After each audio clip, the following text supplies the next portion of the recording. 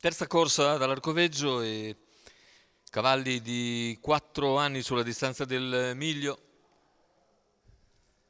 3 le defezioni, da 9 restano in 6, questo è lo schieramento. 2 Can't Buy Me Love, 3 Clorex, 4 Coda di Lupo, 6 Casettaro, in seconda linea 7 Corsaro Sun, 8 Caruso Grad. In chiusura Casettaro e Can't Buy Me Love sono i due più attesi,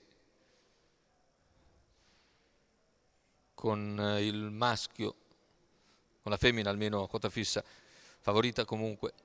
Macchina che accelera, partita in questo momento con tentativo di Clorex di superare Can't Buy Me Love, che però rientra bene all'interno, costringe l'avversario a sistemarsi in seconda posizione.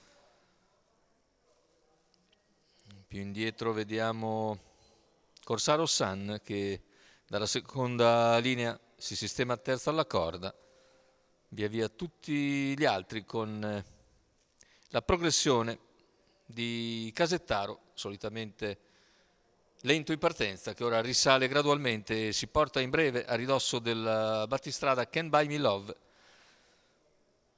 Dopo 400 metri in 29,9.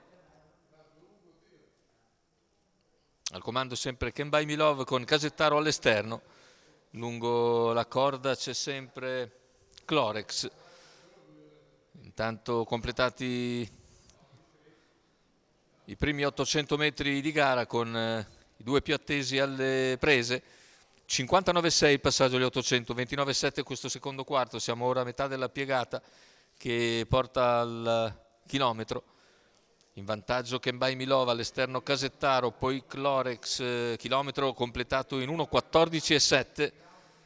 C'è anche Corsaro Sun che ha spostato all'esterno, insiste Casettaro, si avvantaggia a 500 dalla conclusione.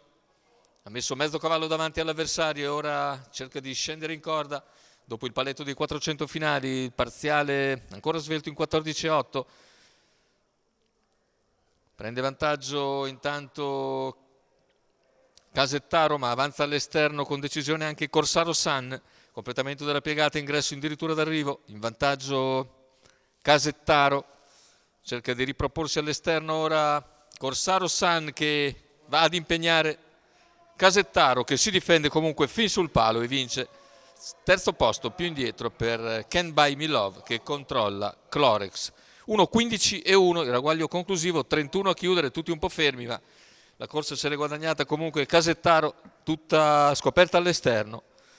È donato così alla vittoria